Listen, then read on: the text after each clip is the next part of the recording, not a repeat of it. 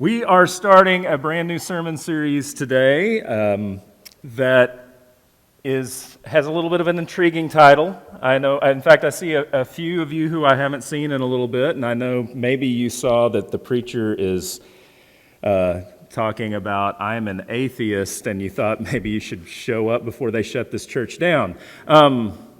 It's actually entitled, I'm an Atheist, Sorta.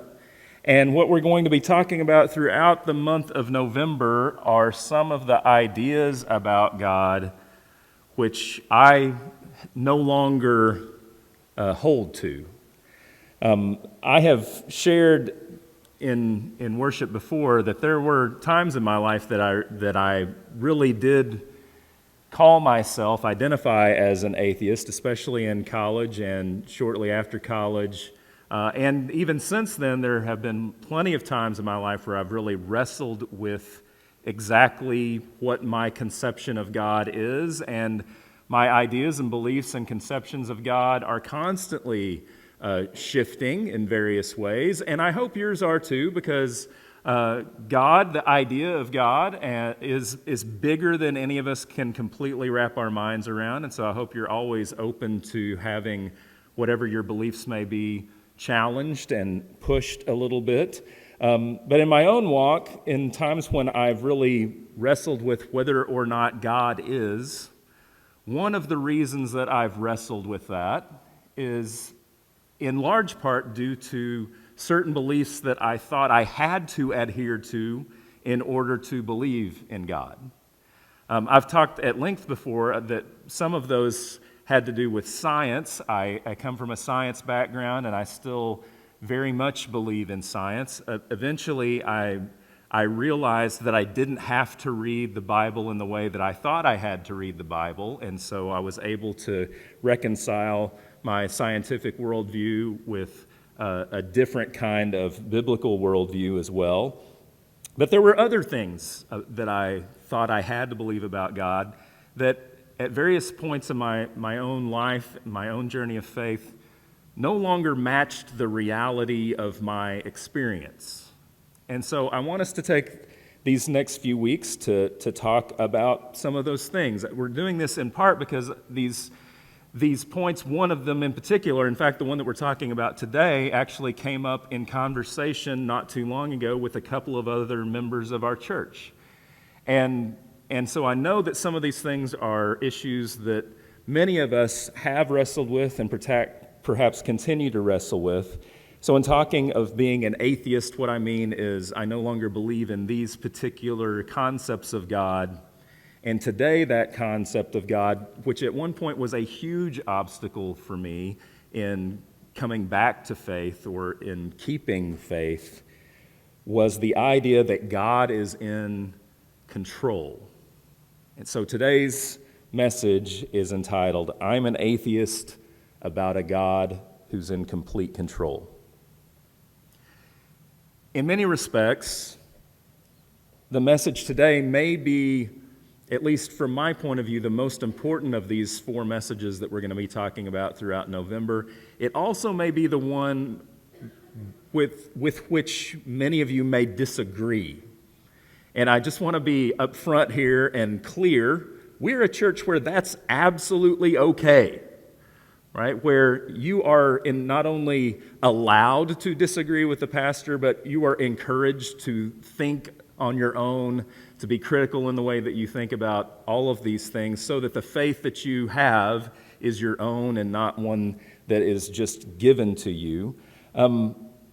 We'll be talking about other things in the next couple of weeks, especially that are likewise controversial.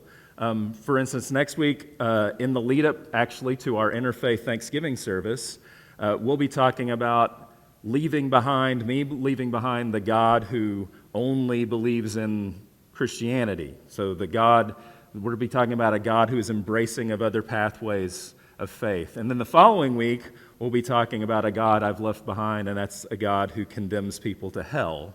Those are controversial in the sense that they run counter to many of the ideas that people have been taught about God. But there is something about those two that may not be as true about today's message. In both of those messages, I think there are things that that most of, if not all of us, would hope to be true. Like, I think most people would hope that folks of other faith are welcomed by God because all of us know people of other faith. We're neighbors and friends and family with people who walk a different religious path. And likewise, I think most, if not all, I hope all of us would hope that eternity, whatever that entails, is for everyone, that God does not condemn. Whether or not we believe that to be true, we would hope that it is true. And if that is true, I think all of us would celebrate that as good news, right? As good news about how big God is, how welcoming and accepting and loving and gracious God is. It's a little different in today's message because there is at least an aspect of what I want to talk about today that may not feel good to everyone. In a lot of ways, this message runs against the central grain of what many of us have been taught or have thought about who God is and how God acts in the world. This has likely been a part of all of our notions about the divine to some degree or another, either in the past or still presently today, this idea that God is the one who is in control. In fact, for some people, it is the centermost thing about God. It can serve as a means to help us feel better about things when life seems to be falling apart. It can serve as a balm of sorts when things seem to be out of control. The idea that while things may be broken now, God will ultimately fix them. That can be a soothing thing. And so it can be troublesome for some, an idea that God may not be in control. Yet I know many folks who experience real, deep heartache or trauma or despair or hardship, who struggle with the idea of why a God whom we believe to be all-loving would allow the sorts of things that cause such deep pain and heartache and hardship and trauma. And sometimes, even if those things don't impact us directly on a personal level, just seeing the way that those traumatic events impact other people can really shake our faith, our confidence in this all-powerful, all-loving God to our core, whether it's the death of a child or the death of a parent of a young child, or the death of dozens in some pointless mass shooting, or the death of millions in a genocide or a Holocaust. For centuries, Christian thinkers have been asking questions like this, and the question is, if God is all-loving and all-powerful, then why does evil and suffering still persist? I want to approach this today with kind of three main ways that we can try to make sense of a loving God in light of the reality of suffering and evil in the world. And one of these ideas is that what we perceive at times to be evil is, in fact, being used by God for some greater purpose, for some greater ultimate means.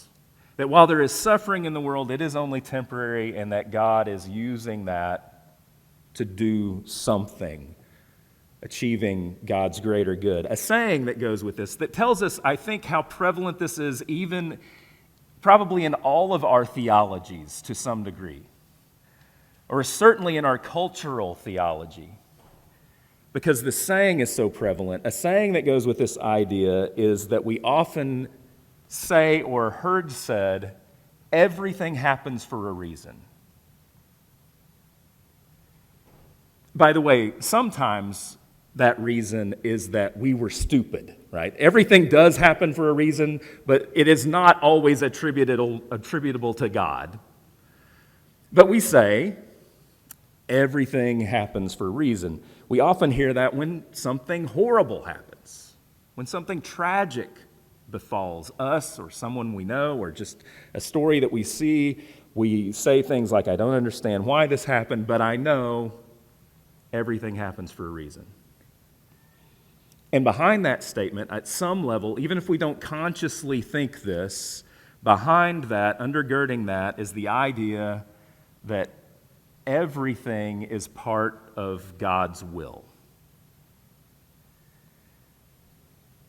A scripture that's often quoted to go along with that idea comes from the 8th chapter of Romans. It's Romans 8, verse 28, which says, we know that all things work together for good.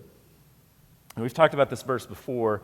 There are a couple of primary ways that you can read this. One of those is that we can read it in that way that says God is causing everything to happen, and that ultimately everything that happened is leading to some good, that God is using absolutely everything to weave together the goodness that God has dreamt for the world. You can read it in that way. But another way to read it is to read it to say that regardless of what happens, whether it is in God's will or not, God can use anything to bring about something good. God can bring good even from something that is bad, even from something that is not of or from God. So that's the way I've come to read that, and I believe that. I'm like, some of the deepest, most profound lessons I've learned in life came as a result of struggling with some sort of suffering, some sort of pain. Pain often leads to growth. So I think it's right to read it that way, that God can bring good even out of the darkest and most horrible human tragedies, but that doesn't mean that God caused those tragedies, right? You hear the distinction there, right? You all with me on that? That it doesn't mean that God is making these things to happen just because some good comes from it.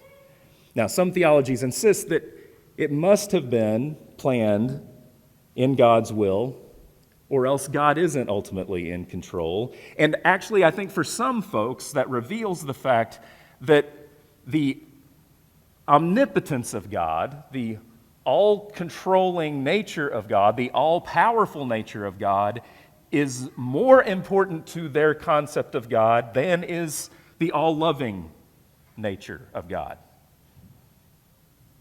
You follow what I'm saying? And this is one of the things I want to push on in this series, and especially today. Is it more important to hold to the idea that God is ultimately all-powerful and in complete control than it is to hold to the concept that God is all-loving, that God is love? Because I do think our natural tendency is to swing towards the power side. That's what we think of when we think of God. We associate power with God. After all, when we write a movie about a man who takes over God's position temporarily, it's Bruce Almighty. It's not Bruce All-Loving, right? That's how we conceive of God. All the crazy stuff that God can do anything. But that idea of God's power working in that way is not what I find to be most central about the character of who God is. And I don't think that is the thing about God that the Bible makes the most central about who God is. I'm not saying it's not in the Bible, don't hear me. But I'm saying I don't think that the overall arc of the Bible makes the centralmost character of God about God's power. I certainly don't think that that's the way Jesus and the life and message of Jesus comes across, nor do I see that as the centralmost character of God as revealed in my own life and in the lives of those around me. I see God's love, the love that is God, that loving nature as being the center of who God is, which many of you probably know if you come to worship here often, because that's almost always where my messages wind up, right? By the time I move to the communion table, that's what we're talking about every week. And it's not because I don't have other ideas about God. It's because that is who God is to me. That is how I understand who God is. Everything else, for me, filters through that prism. That whatever else you believe about God, it has to fit within that framework. For it to make sense to me, it has to fit within the framework that God is love, as 1 John chapter 4 declares in several verses. And the thing about love is, love can never be controlling. Love can never control. Once you are controlling someone, you are no longer loving them. That's true in our own relationships. It's one of the hard things about love. One of the hardest things about love is that it requires vulnerability. It requires releasing control. In fact, in my own life, this is true for Laurie and I, we are now parents of two adult-ish children. I think of them more as adultish. They're 22 and 25. So we no longer, not that parents ever have control over their children, let the church say amen, right? But the older your children get, the less and less control you have, right? You still have influence. You have influence through your relationship, through love. We all have influence with one another. But you no longer have control, because love requires trust. And trust requires releasing control. So long ago in my walk of faith, I gave up the idea of a God who is absolutely in control of everything, who causes everything. A step removed from that is where I've spent probably the greater part of my life of faith, which is with this idea, this is the second of these three ideas, this idea that God limits God's power, or the exertion of God's power, in order to preserve our free will. And this is probably the dominant form in Western Christianity of explaining how an all-powerful, all-loving God allows evil. It recognizes that God's nature is love, so it has a lot going for it, I think. And since love can't control, God refuses to intervene in life in such a way that we are robbed of our free will. So when bad things happen or traumatic events occur, it's not because God planned them or willed them or was trying to use them in order to teach us something. It's that human beings, out of their own free volition, chose to act according to their will instead of God's will, and in doing so brought harm to themselves or to others or both. So again, this has a lot going for it, because we know for a fact that people do that all the time, right? I mean, we do that all the time. People all the time act according to their own will, are driven by their own desires, and are acting outside of God's will and cause harm when they do so. So when a mass shooting happens, for example, we can blame the shooter and not have to figure out what God was trying to achieve by causing this to happen. God is allowing it still to happen in this framework, but isn't causing it to happen. God is allowing it by giving us the freedom to choose. Or if you're an NFL fan, when a star up-and-coming 22-year-old wide receiver gets really drunk one night, as happened early this week, and gets in his car and goes 150 miles an hour and runs into the back of someone's car and kills a woman, we don't have to try to figure out what God was trying to do there. We can say it was his really bad decision. It doesn't mean he is an evil person, but it means that this thing took place because of free will. We don't have to blame it on God. And yet, there are some tragedies and some traumatic events that have no such clear explanation, like when a child has some life-threatening disease, or when a natural disaster takes hundreds or sometimes even thousands of lives. And then some tragedies happen on such a large, massive scale that it begins, at least for me, to call into question how a God of love doesn't intervene.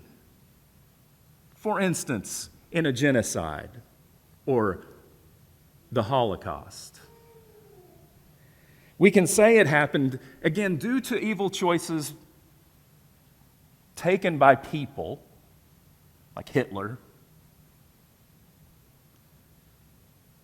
But again, on some scale, doesn't there come a time when a God who is love chooses to step in,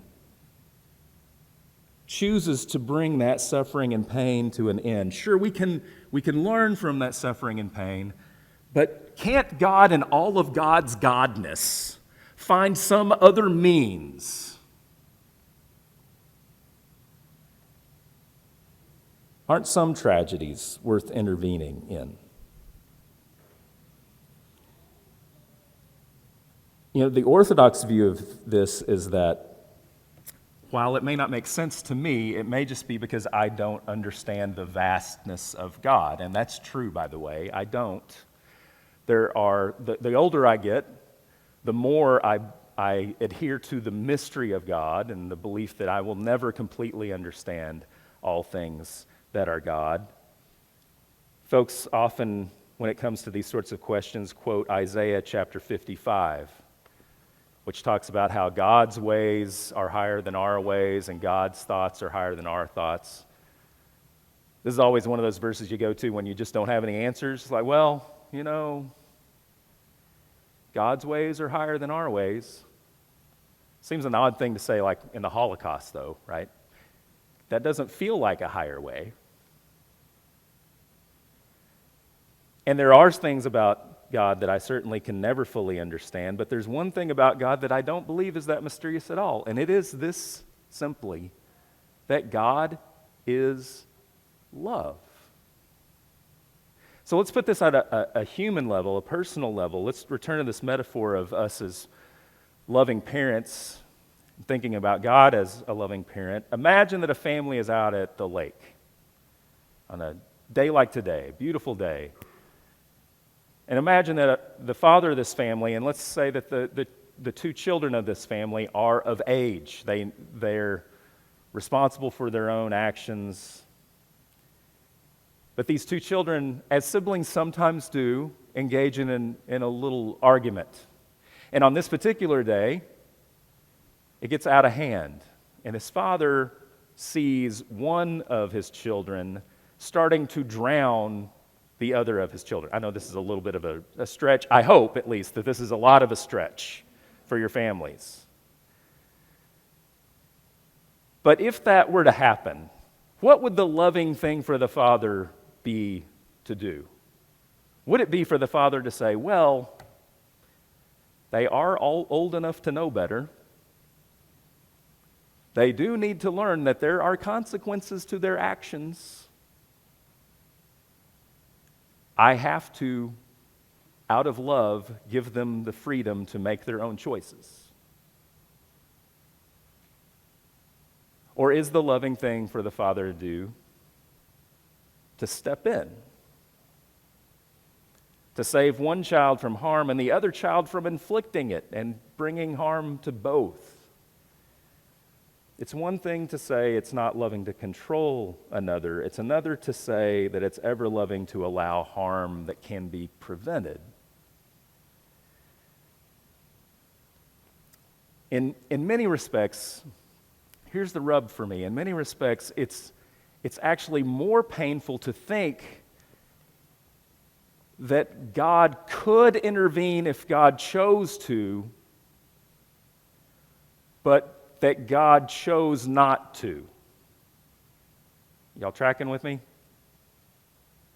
It's especially hard if the pain, the trauma happened to you. If you were the one who was molested. If you were the rape victim. It's really hard to come to terms with some of the traditional notions we've had about how God chooses to exercise God's power or not.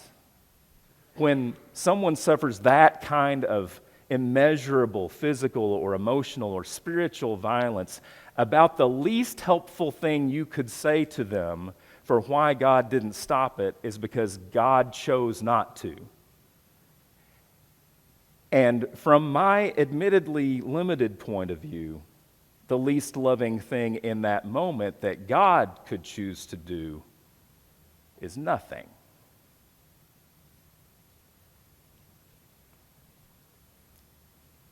You can argue in the grand scheme of things that that's what God has to choose in order not to control us, but ultimately I think it becomes a really difficult argument to hold while also considering the center of God as being love.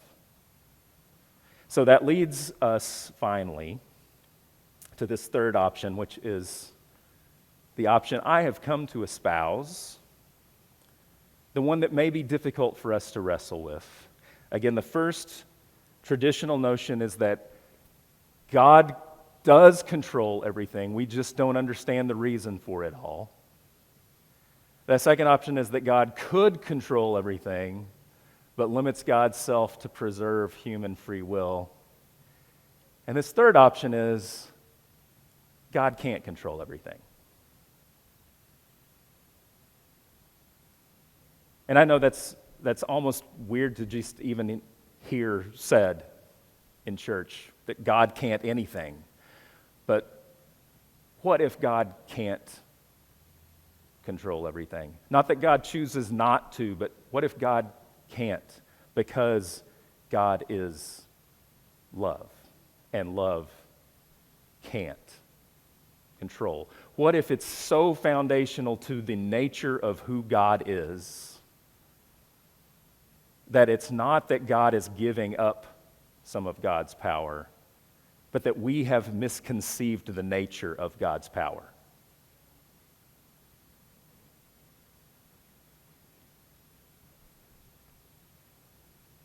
There is a passage in 2 Timothy that says that there is something that God cannot do. God cannot deny God's self, the author says there. And I take that to mean that God cannot be anything but faithful to who God is. And if who God is love, then God cannot control. It's more than saying that God won't.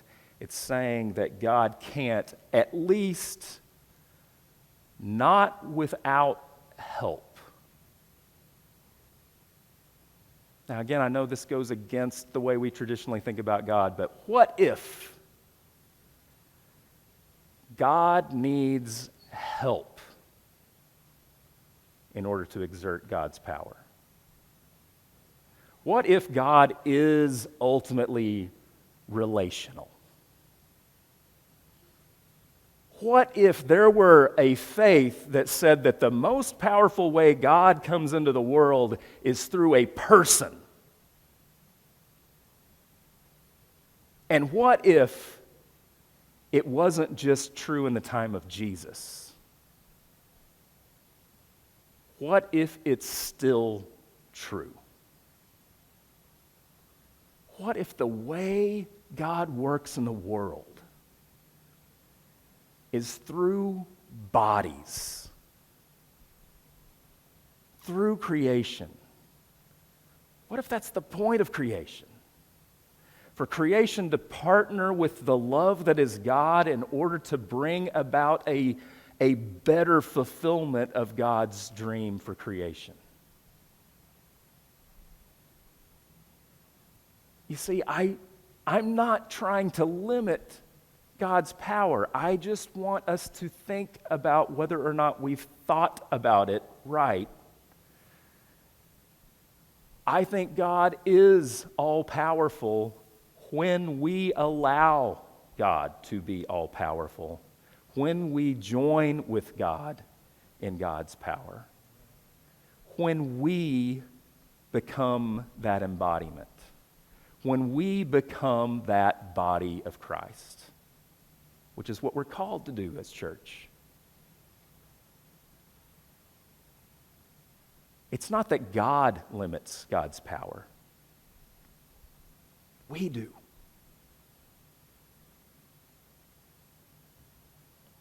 This is a God who knows suffering, who embodied it. It's a God that we celebrate every time we gather at this table. On the same night that Jesus was betrayed, he gathered with his disciples in an upper room, took bread, blessed it, broke it, and gave it to them, and said, "Take, eat, this is my body, and it's broken for you."